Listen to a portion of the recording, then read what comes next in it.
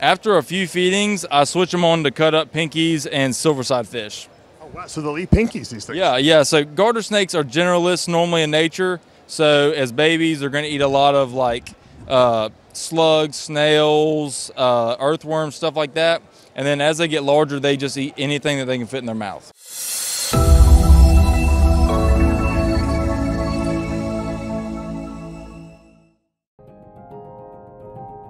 Standing here with Trenton from, as you can see, Exotics Unlimited. And I got to tell you, everyone's been telling me about this one snake I had to come see at your booth. Okay. And they were right. That garter snake is off the charts. Yeah, these are California red-sided garter snakes.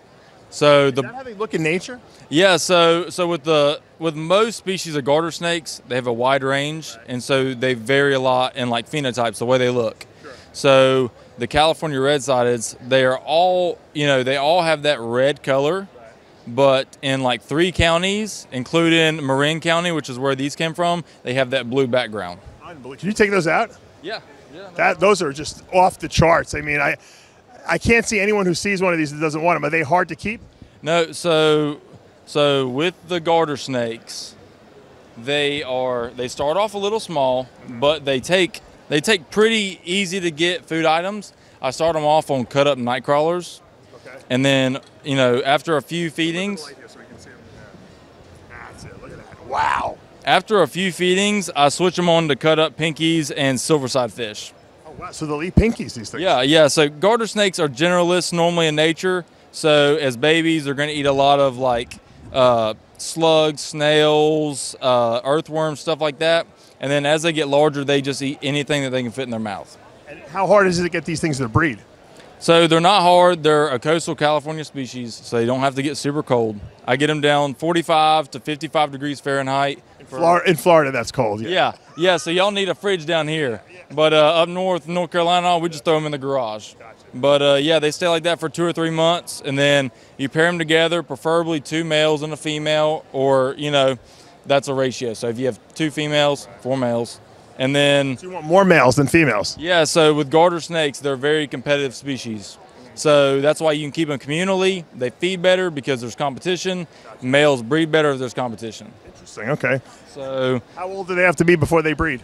So males, you can get males to breed the following spring, so 8 to 9 months. Wow. Females normally 2 springs, so 21 to 24 months, depending on how much they're eating, the temperature they're kept at, stuff like that. And are they muskers or?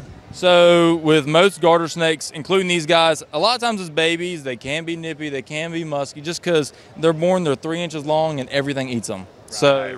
All you have to do is just feed them. Once they get a little bit larger, you can start handling them, and they normally tame out really well. Yeah, this one's I'm having no problem with you handling them. I mean, it's. Yeah, I mean, you can tell they're really a docile species, and once they get larger, they're easier to handle. So I tell people, I'm like, feed them up for 6 months, and then you can hold them all you want. So unbelievable.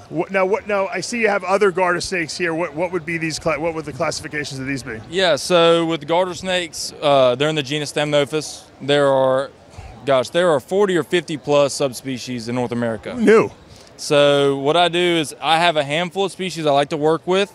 These right here are the coast garter snakes. They're also California. Okay. So are the valley garters.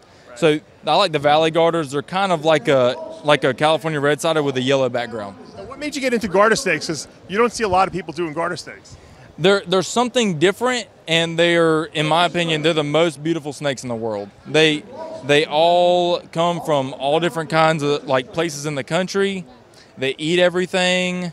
They're hardy. They're live bearers. I do like sambos and stuff. So they are live bearers, and a lot of people don't know that they are live bearers. Yeah. So garter snakes, I mean, they're going to breed, and depending on species, they're going to have litters of 10 to up to 50 plus babies. Wow, a little snake like that. Huh? Yeah. So it's pretty spectacular. You breed them, and the females they'll be looking like a sausage, and 3 to 4 months later, they're going to drop a litter of babies.